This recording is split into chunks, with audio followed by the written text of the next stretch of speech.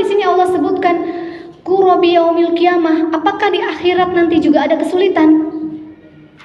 Apakah di akhirat nanti ada kesulitan juga? Ada nggak kira-kira? Ada? Ada. Kesulitan di akhirat itu apa? Apa kesulitan di akhirat yang kira-kira ibu sudah pernah barangkali disampaikan atau pernah baca atau informasi? Kesulitan di dunia nggak perlu kita jabarkan ya. Kita sudah masing-masing sudah merasakannya gitu ya Bu ya, Masya Allah. Kesulitan yang memang Allah harus berikan itu untuk membuat kuat pundak kita, untuk membuat kuat iman kita. Tetapi apakah di akhirat nanti akan ada kesulitan? Ada. Kesulitan yang pertama dimulai dari sakaratul maut. Sakaratul maut. Sakaratul maut itu susah atau enggak ya? Sulit atau enggak ya? Capek atau enggak ya? Sakit atau enggak? Ya, Rasulullah SAW, ibu-ibu sayang, itu menahan rasa sakit sakaratul maut sampai ibunda tercinta Sayyidah Aisyah diminta tolong oleh Rasulullah untuk mengambilkan air. Demamnya tinggi, ya. Itu memang sakaratul maut, itu menyakitkan. Sampai-sampai saat Rasulullah sakaratul maut, itu kan Rasulullah didampingi oleh malaikat Jibril. Malaikat Jibril itu sampai buang muka, Bu, waktu Rasulullah sakaratul maut. Buang muka, Jibril buang muka. Lalu Rasulullah bilang, "Wahai Jibril, kenapa kamu buang muka begitu?" "Ya Nabi, mana saya tega melihatmu kesakitan seperti itu," kata Jibril. Nah, itu saking sakitnya. Lalu setelah itu naik sampai tenggorokan, saking sakit yang luar biasa gitu ya, sampai Jibril tuh nggak mau lihat karena nggak tahan lihat Rasulullah kesakitan. Sampai di kerongkongan, Ali saat itu mendekati Rasulullah dan terdengar mengatakan begini, "Andaikan rasa sakit ini begitu menyakitkan umatku, saya ingin sekali menanggung rasa sakit ini untukku aja." Tuh, Rasulullah sampai bilang begitu. Saking mencintai umatnya, saking mencintai kita. Bahkan di ujung nafasnya Rasulullah mengatakan apa? Yang viral yaitu ummati, ummati. Allahumma sholli ala Muhammad wa ala ali Muhammad. Mudah-mudahan kita bisa berjumpa ya dengan Rasulullah sallallahu alaihi wasallam. Ya, sampai mana tadi? Ya, kesulitan di akhirat itu dimulai dari sakaratul maut. Lalu setelah itu kesulitan apa lagi? Alam barzah. Alam barzah itu juga nanti akan ada kesulitan-kesulitan. Apa yang ditemui? Ya, ketemu dengan malaikat, ya, kemudian bertemu dengan barangkali azab yang pernah dilakukan di dunia, kan gitu. Lalu setelah itu akan ada yang namanya padang mahsyar. Apa namanya? Padang mahsyar. Padang mahsyar itu sudah kita pahami adalah sebuah padang yang sangat luas. Seluruh manusia dari Nabi Adam sampai nanti akhir yaumul akhir, maksud sampai hari kiamat, itu nanti adalah berkumpul. Nah, di sana itu berkeringat karena matahari begitu dekat. Nah, keringat masing-masing, hadisnya juga sudah viral ya, dan saya rasa ibu-ibu sudah tahu keringatnya. Bu, kalau keringatan enak gak, Bu? Keringatan sedikit di sini aja enak gak? Gak enak ya, gerahnya minta ampun kan. Sedikit segede-gede jagung misalnya, itu hanya beberapa aja, itu enak banget gak rasanya? Gak enak. Dan ini nanti di padang mahsyar, ini keringatnya itu tergantung dari amalan yang dilakukan dulu di dunia. Ya, ketika amalan buruknya ada yang keringatnya sebetis. Ya Allah, Bu, kita sedikit aja udah capek ya keringat ya. Keringat keluar sedikit sampai sebetis nggak, Bu, kita? Enggak ya. Jadi hanya sedikit. Itu udah capek banget. Dan nanti di padang mahsyar itu ada yang namanya keringatnya itu sebetis. Ada yang semata kaki, gitu ya. Ada yang sepinggang. Masya Allah, karena saking mengeluarkan keringat yang begitu panas. Nah, itu kesusahan. Oleh karena itu ada yang namanya kesulitan di akhirat. Belum lagi nanti menyeberang namanya jembatan Shiratal Mustaqim. Berapa lama perjalanan padang mahsyar? 50.000 tahun, mohon maaf kata Rasulullah. Lalu di jembatan Shiratal Mustaqim itu adalah 70.000 tahun. Waduh, lama ya. Kita kalau 10 menit pulang dari pasar kena panas-panas matahari, rasanya gimana tuh? Baru 10 menit. Rasanya gimana? Aduh, panas banget ya. Nah, panas banget. Nah, ini di sana selama 50.000 tahun. Nah, itu kesulitan-kesulitan di akhirat. Oleh karena itu, Allah akan menghilangkan kesulitan-kesulitan kita di akhirat, di yaumul kiamah tadi, kalau kita mau menghilangkan atau memudahkan atau membantu, tadi kalau di sini nafasa atau melepaskan gitu ya, melepaskan kesulitan orang lain. Jadi yang pertama apa inti dari hadis ini tadi? Yaitu bahwa barang siapa yang melepaskan atau membantu, boleh dengan kalimat sendiri, boleh melepaskan kesulitan orang lain, maka Allah akan lepaskan kesulitannya di akhirat. Silahkan. Kira-kira dari hadis ini sih nggak terlalu sulit, tetapi bisa kita bayangkan bagaimana sih caranya atau apa saja sih caranya melepaskan kesulitan orang lain. Nah, ini yang bisa jawab juga boleh kasih hadiah nih ya, Amah Ayu ya. Kesulitan apa yang bisa kita lepaskan dari sahabat-sahabat kita? Kesulitan itu ada dengan apa saja? Bisa dengan harta, betul? Melepaskan kesulitan orang lain itu bisa dengan harta. Bisa dengan apa lagi? Dengan tenaga. Bisa dengan pikiran, ilmu. Nggak punya harta untuk melepasin kesusahan orang lain, boleh dengan ilmu, dengan sehat, dengan tenaga. Kan gitu. Oke, karena itu coba sebutkan. Nah, nanti Mbak Ayu boleh kesini ya. Ayu ya, dilihat. Masya Allah. Kesulitan apa? Boleh tuh nanti disampaikan. Kesulitan apa yang kira-kira bisa dilepaskan dari sahabat kita? Ayo, silahkan.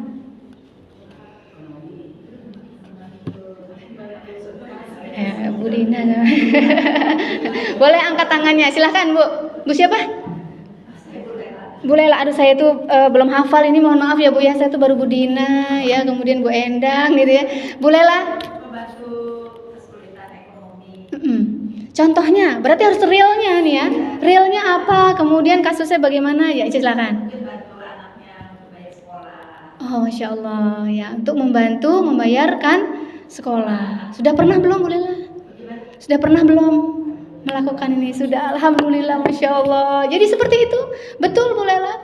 Jadi membantu untuk meringankan pendidikan, baikkah itu saudara, baikkah itu tetangga, itu kan pendidikan itu kan prioritas, betul kan?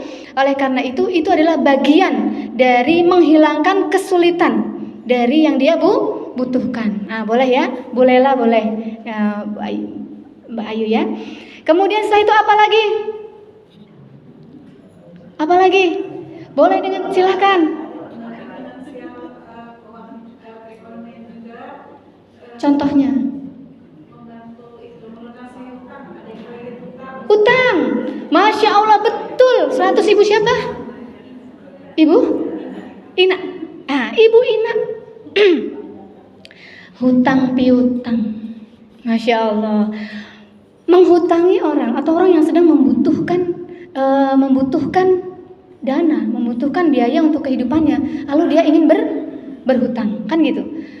Lalu setelah itu kita menghutangi atau memberikan pinjaman, itu bagian dari melepaskan atau membantu kesulitan dia. Betul atau tidak?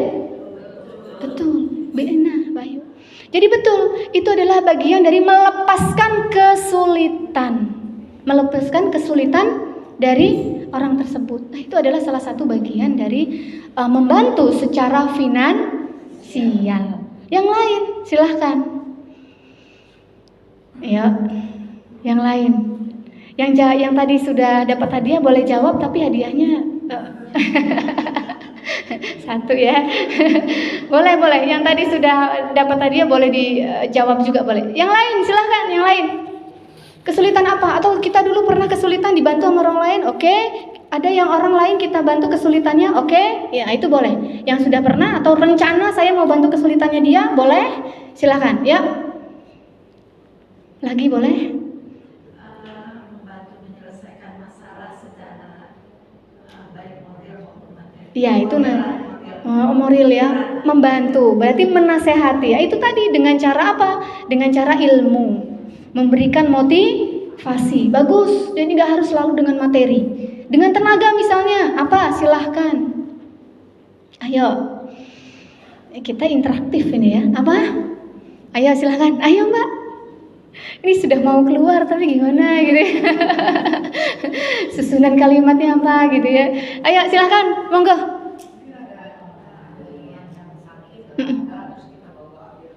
Bagus. Ada teman lagi sakit, sahabat, tetangga lagi sakit, betul kan? Lagi sakit, nggak ada mobil, kebetulan kita ada mobil, antar, gitu ya. Itu adalah bagian dari memudahkan kesulitan orang lain. Itu kan pengalaman, betul nggak? Itu kan pengalaman dan mungkin ada perencanaan lain, silahkan. Apalagi, ayo, baik tenaga, baik finansial, baik itu dengan segi ilmu. Nah, saya tanya kalau misalnya Bu, ada mohon maaf apa ya, Gojek atau apa tuh? Kecelakaan? Kemudian setelah itu? Ya bagus Ibu, itu adalah ketika kecelakaan, kemudian setelah itu kita coba untuk menolongnya, bukannya difoto ya. Kadang-kadang kalau sekarang kan gitu ya, orang kecelakaan malah difoto gitu, astagfirullah. Orang kecelakaan itu ditolong, diamankan barang-barang berharganya dia, bukannya malah Alhamdulillah, kan begitu ada ya, Bu Dina ya, Masya Allah. Nah gitu, jadi betul, ada yang kecelakaan, kita tolong, kita bantu kesulitannya, kan begitu. Mbak Ayu boleh nih dikasih ya. Jadi kecelakaan, oke? Ya, lalu setelah itu apa lagi? Saya mau tanya nih, misalnya ada Gojek gitu tadi, saya lanjutkan ceritanya. Ada Gojek, kemudian kita lagi jalan, kemudian dia tanya, Bu maaf mau tanya, jalan ini di mana? Misalnya kayak gitu, oke? Ada sebagian orang yang cuek Bu, malas jawab, lagi panas-panas, lagi jalan panas, malas jawab, nggak tahu, titik, kan nggak pakai nanya lagi kan gitu. Tetapi ketika Ibu memberikan keputusan untuk memberitahu di sini, itu meringankan kesulitan tukang Gojek tadi nggak? Meringankan Bu. Hal-hal kecil seperti tadi itu dicatat rapi sama Allah. Hal-hal kecil tadi membantu pekerjaan rumah sekarang. Ibu tadi masak pagi-pagi untuk suami, untuk anak. Nah kayak gitu, masak. Atau setidaknya kalau sekarang beli ya nggak apa-apa lah gitu ya. Pokoknya yang penting ada, betul? Kemudian setelah itu mencuci dan sebagainya, itu bagian dari meringankan atau melepaskan kesulitan orang lain nggak? Iya, seharusnya suami kita kan harusnya cari makan tuh ya. Harusnya cari makan tiap pagi-pagi lapar gitu, atau harus pakai baju. Tapi karena kita sudah membantu melepaskan kesulitannya, nggak harus masak, nggak harus nyari makan sendiri, kita udah nyiapin, berarti kita telah membantu mempersiapkan suami makan dan kita telah melepaskan kesulitan suami. Tuh. Jadi ternyata pekerjaan-pekerjaan kita itu dicatat rapi sama Allah. Pekerjaan-pekerjaan kita itu mendapatkan pahala di sisi Allah. Oleh karena itu harus ikhlas. Nyapu misalnya, kan seperti itu. Nyapu, kemudian membersihkan dan lain sebagainya lah. Semua pekerjaan kita itu bagian dari adalah man-nafasa ini. Jadi kalau kita nyapu, kalau kita ngepel, kalau kita masak, kita capek-capek di rumah, kita sedang aplikasikan hadis ini. Betul apa betul? Iya, silahkan. Kalau mendoakan itu termasuk dalam hadis ini. Betul, mendoakan orang lain, Bu. Misalnya ada tetangga kita, ya Allah, misalnya mohon maaf ekonominya tadi barangkali kesulitan, kita doakan, ya Allah, mudah-mudahan tetangga saya ini, atau misalnya tetangga kita itu motornya itu knalpotnya hitam, apa sih knalpotnya itu asapnya itu sangat kurang nyaman gitu ya. Kurang nyaman itu asapnya, itu berarti knalpot model mana itu? Model dulu kan ya. Berarti kan dia belum punya motor baru kan gitu. Karena knalpotnya saking asapnya tuh putih gitu. Udah jelek lah bahasanya. Knalpotnya udah jelek banget gitu ya. Kemudian setelah itu kita doakan, ya Allah, mudah-mudahan, karena kita lagi puasa tuh ceritanya. Puasa kan orang puasa diijabah doanya kan gitu. Pas kebetulan juga hari Jumat ba'da asar. Pas kebetulan juga antara azan dan iqomah misalnya. Itu kan doa-doa mustajab tuh. Pas juga adalah pas hujan. Kan doa mustajab tuh. Iya kan? Lengkap banget itu. Kita doa, ya Allah, mudah-mudahan dia punya motor baru. Malaikat catat dikabulin doanya. Itu doa dikabulkan, kira-kira melepaskan dia dari kesulitan enggak? Melepaskan, Bu. Enggak main-main lisan ini. Ya, tidak main-main. Jadi ini begitu mukjizat, begitu luar biasanya antara apalagi muslim dengan muslim. Seperti itu. Jadi betul berdoa untuk orang lain termasuk mengaplikasikan dari hadis ini. Yaitu hadis apa? Hadis tentang melepaskan kesulitan orang lain, maka Allah akan lepaskan kesulitannya di akhirat. Masya Allah, enak ya kita. Kalau selain orang mukmin masuk hadis ini? Tidak. Lepas ketika dia tidak tidak muslim, itu doanya tidak dikenankan oleh Allah. Barangkali begitu. Misalnya ibu saya mohon maaf barangkali gitu ya, atau saudara saya ini belum muslim, ya Allah jadikan dia muslim. Enggak boleh. Berbuat baik boleh, tetapi doa enggak, karena tertutup hijab ibaratnya gitu. Hijab. Kenapa? Ini dari dalil Ibrahim. Ibu tahu Nabi Ibrahim. Nabi Ibrahim itu bapaknya pembuat patung kan gitu. Nabi Ibrahim berdoa, ya Allah gitu kan, saking sayangnya gitu sama bapaknya. Tapi apa kata Allah? Tidak, gak boleh.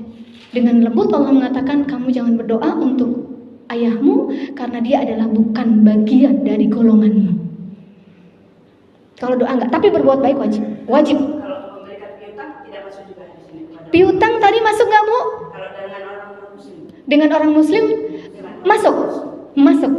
masuk. Kalau ini masuk karena saling membantu. Tapi kalau berdoa enggak, kecuali aja kalau berdoa. Kalau membantu iya, masuk ya. Termasuk dalam catatan amal soleh. Jadi itu juga nggak boleh mendoakan untuk supaya dapat hidayah gitu. Kalau untuk muslim Bukan muslim yang bukan.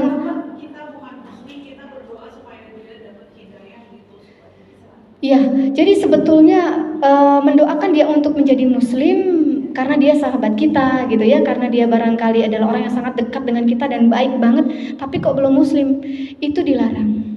Tetapi menunjukkan hidayah kan nggak harus dari mana-mana kan, tiba-tiba aja dari kita misalnya, kita menunjukkan, oh kita sholat, kita ngaji, kita baik sama dia, itu hidayah karena dia tertarik sama kita, akhirnya dia masuk Islam karena kita, itu boleh. Menunjukkan hidayah boleh, mendoakan nggak usah. Ya, menunjukkan hidayah, berharap boleh, berharap aja, tapi nggak perlu berdoa, ya Allah mudah-mudahan teman saya itu masuk, nggak usah. Gak begitu, tetapi adalah menunjukkan kebaikan. Oh, saya adalah muslimah, saya ngaji, saya baca Quran, ya. Kemudian saya sholat, karena itu saya berbuat baik terus sama dia. Kemudian setelah itu dia merasakan begitu besar kebaikan kita, lalu setelah itu dia masuk Islam karena kita, boleh. Tunjukkan aja berbagai kebaikan tunjukkan, gitu. Berarti Ustazah yang tidak boleh itu mendoakan orang muslim masuk surga gitu ya? Masuk muslim juga nggak boleh. Misalnya, ya Allah mudah-mudahan dia masuk muslim, enggak? Kalau Jangan. mendoakan kesehatan, misalnya dia sakit tuh boleh. Misalnya dia sakit, Kita doakan semoga sehat. Itu hanya sekedar formalitas saja ya.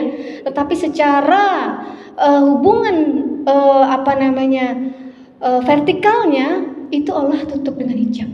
Sebetulnya yang paling terbuka itu dari sesama muslim ke muslim lainnya.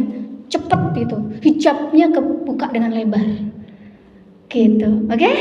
Nah seperti itu. Tapi tetap tunjukkan kebaikan, tetap baik sama non muslim, tetap baik, nggak beda-bedain. Kalau soal dalam berbuat kebaikan, amar ma'ruf nahi mungkarnya terus dijalin dengan baik. Gitu.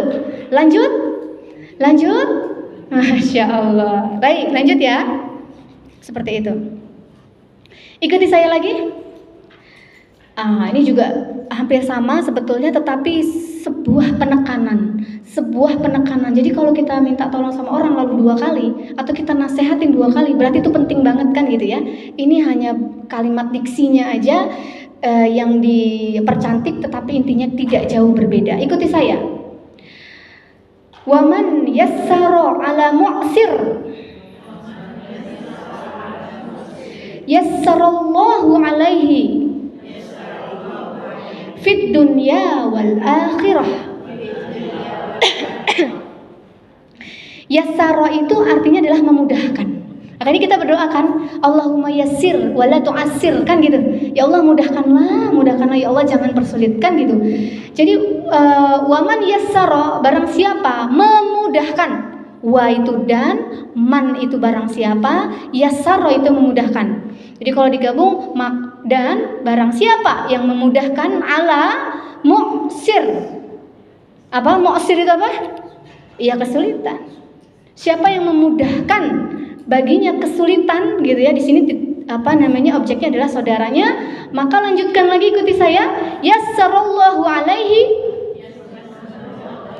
fid dunya wal akhirah. Maka Allah akan mudahkan dia kehidupannya. Kalau tadi kan hanya di akhirat tuh, sekarang fid dunya wal akhirah.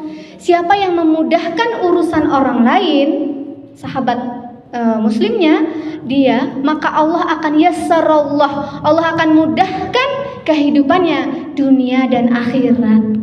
Tuh, Masya Allah. Kayak saya bilang, ya betul ya. Siapa yang memudahkan urusan orang lain, sudah dipastikan Allah akan mudahkan urusannya di dunia dan di akhirat. Ayo baca textbooknya yang arti dari waman yassaro tadi. 1, 2, 3, textbooknya dibaca.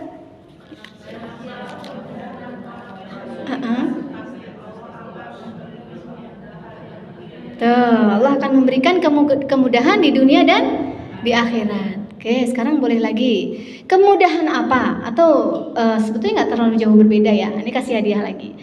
Kemudahan apa yang bisa ibu lakukan atau kita rencanakan untuk bisa diberikan kepada sahabat kita agar urusan dia itu kita permudah? Maksudnya gitu. Oke? Agar urusan dia bisa kita permudah. Kalau tadi kan menghilangkan kesulitan gitu ya. Kalau sekarang urusan ini kita permudah. Apa ini? Silahkan. Kira-kira apa nih? Jawab lagi boleh. Udah. Apa? Boleh dipancing aja nanti yang lain supaya bisa mengikuti. Apa, Bu? Oke, berarti berlanjut. Kalau tadi menghilangkan kesulitan dengan cara memberi hutang, sekarang memudahkan, dikasih tempo, gitu ya. Betul? Memudahkan urusan piutang untuk dimudahkan temponya. Betul. Itu juga termasuk bagian dari memudahkan urusan orang lain. Yang lain sudah dipancing sama Ibu. Bu, siapa, mohon maaf? Bu Anti. Bu Yanti. Oke, dengan Bu Yanti sudah dipancing. Yang lain silahkan, yang memudahkan urusan orang lain. Silakan. Yang lain yang sudah pernah saya lakukan, atau saya dulu pernah dimudahkan urusan saya, atau saya nanti mau rencana mau memudahkan urusan, sepertinya itu yang akan saya permudah deh. Gitu. Ada rencananya.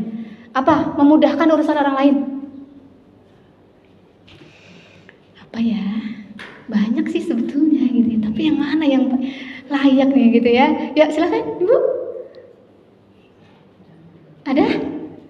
Ayo Bu. Banyak Bu. Sebetulnya tadi pagi juga Ibu juga sebetulnya udah gitu ya. Ayo silakan. Apa? Bu Lela boleh lagi Bu Lela. Dipancing lagi ya Bu Lela, Bu Yanti, nanti Bu Dina lagi boleh. Yang lain ayo atau? Masya Allah, menyiapkan peralatan bekerja suami mau berangkat kantor, memudahkan itu Bu, keren, Masya Allah. Yang lain, ayo, silakan. Apa ya? Ayo Ibu, silakan. Memudahkan. Oke, di sini ada yang Bu jadi Bu RT nggak? Ada yang jadi Pak Bu RT ada di sini? Ada, Bu. Di tempat saya tuh Bu, kalau kadang-kadang nih, Kalau mau ketemu RT-nya, mau ngurus apa-apa Bu, susah Bu ketemunya. Kadang-kadang susah ketemunya. Ya enggak lah lagi pergi, ya enggak lah lagi enggak ada di rumah, ya enggak lah kayak gitu. Tetapi ketika dimudahkan urusan warganya, kalau Ibu ada nggak di sini? Bu RT ada? Ada nggak? Ada. Bu Ina. Bu